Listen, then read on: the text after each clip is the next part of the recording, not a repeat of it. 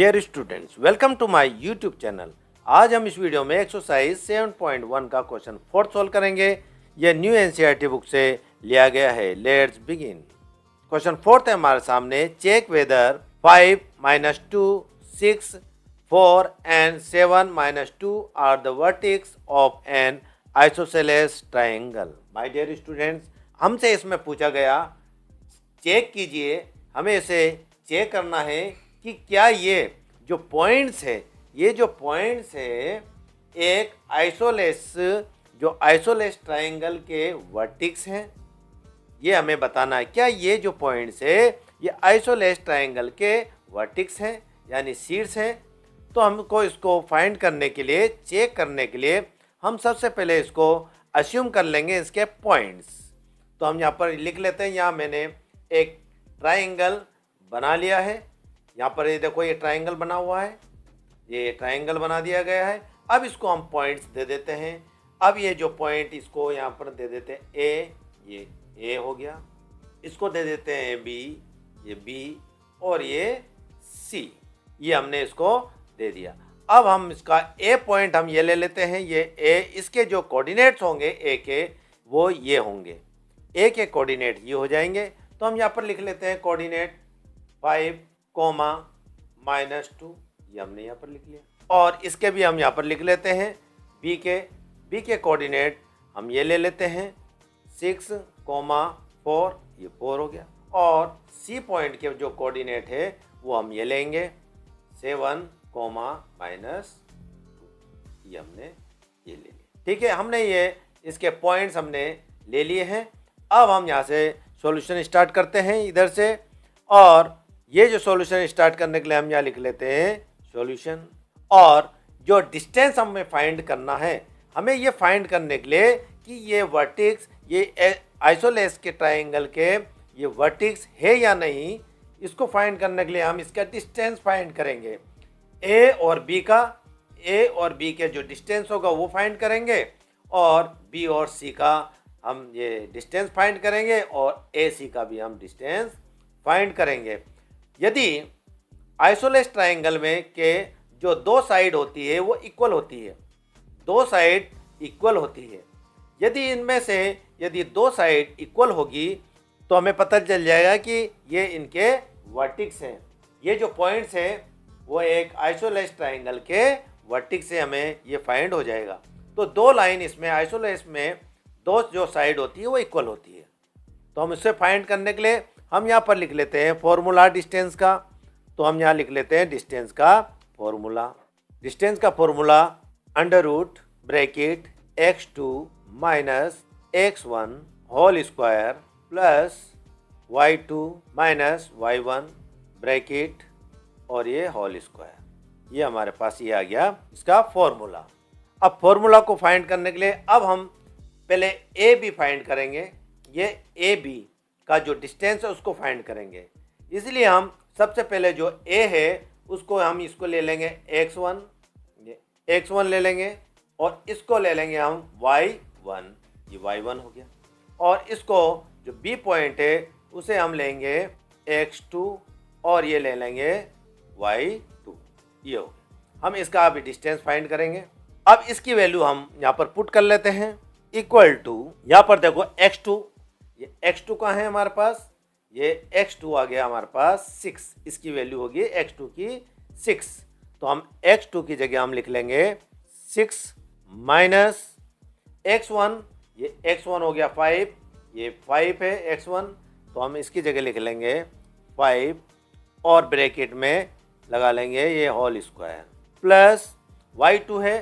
तो y2 है हमारे पास यहाँ पर देखो 4 है, तो हम यहाँ लिख लेंगे इसको 4 माइनस का माइनस, y1 है हमारे पास -2, तो हम यहाँ पर लिख लेंगे -2, ये हो गया -2। अब हम इसका लगा लेंगे होल स्क्वायर, ये होल स्क्वायर, और हम ये अंडर रूट हो गया इक्वल टू। अब 6 में से 5 सेपरेट करेंगे, प्लस का है तो प्लस का आ जाएगा 1, ये 1 आ गया, और इसका लग गया हमारे पास ये स्क्वायर, प्लस का प्लस। अब ये 4 है और ये माइनस प्लस हो जाता है, तो ये 4 में से 2 हम ऐड कर लेंगे तो हो जाएगा 6, ये 6 हो गया और ये हो गया होल स्क्वायर।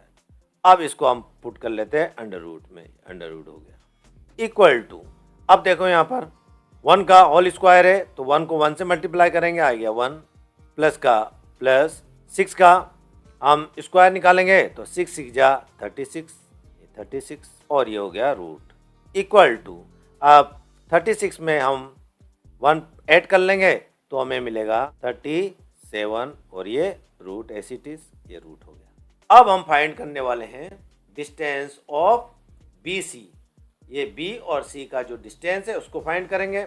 इसको फाइंड करने के लिए हम इसको x1 ले लेंगे, इसको यहाँ से मैं इरेज कर लेता हूँ, x1 मान लेते हैं और इसको y1 और इसको जो 7 है यहाँ पर c जो पॉइंट है उसका यहाँ पर लिख लेते हैं हम x2 और यहाँ लिख लेते हैं y, ये हो गया। अब हम बी सी निकालेंगे, यहाँ पर लिख लेते हैं हम ए बी और हम निकालेंगे अब बी सी इक्वल टू, अब यहाँ पर देखो ये जो फॉर्मूला है, ये जो डिस्टेंस फॉर्मूला यहाँ x2 है तो x2 क्या है हमारे पास 7, तो 7 की वैल्यू हम लिख लेंगे ब्रैकेट में हम लिख लेंगे x2 की वैल्यू वो है 7, ये 7, अब माइनस का माइनस x1, यहाँ पर देखो x1 का है हमारे पास ये 6 है, इसकी वैल्यू है 6, यहाँ हमने लिख लिए 6 और इसका होल स्क्वायर, प्लस का प्लस ये प्लस आ गया और अब यहाँ पर आ गया ब्रैकेट, ये ब्रैकेट हमने लगा लिया।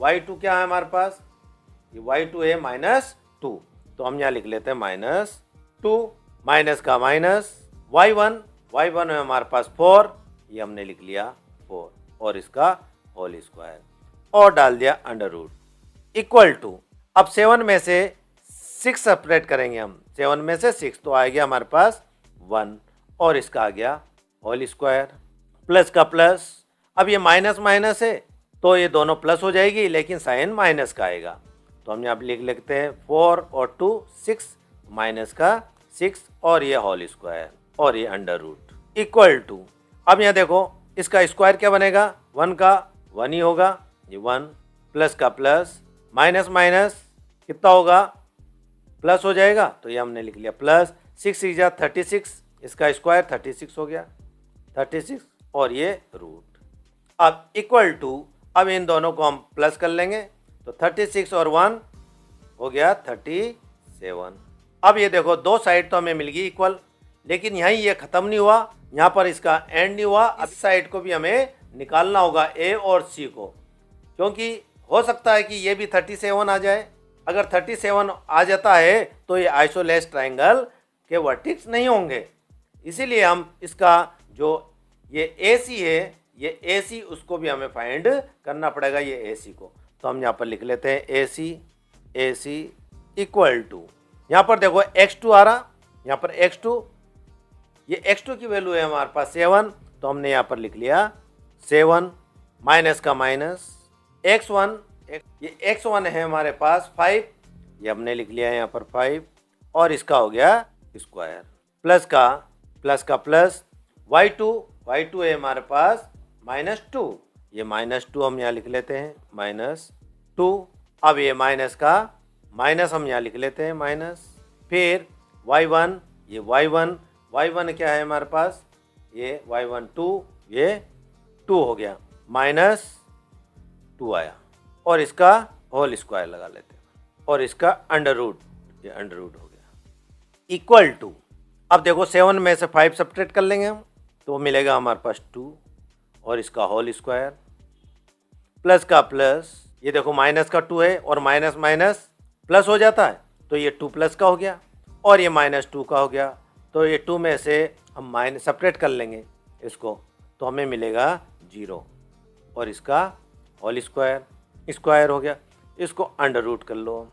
अब देखो 2 का स्क्वायर क्या होगा, 4 हो जाएगा, ये आ गया 4, अब ये 0 का कुछ नहीं होता तो इसको लिखने की ज़रूरत नहीं है, 0 का स्क्वायर नहीं होता तो इसे लिखने की हमें आवश्यकता नहीं है। अब देखो यहाँ पर √4 है, अब रूट ये जो 4 है 4 के हम फैक्टर बना लेंगे तो 2 × 2 हो जाएगा और ये अंडर रूट हो जाएगा।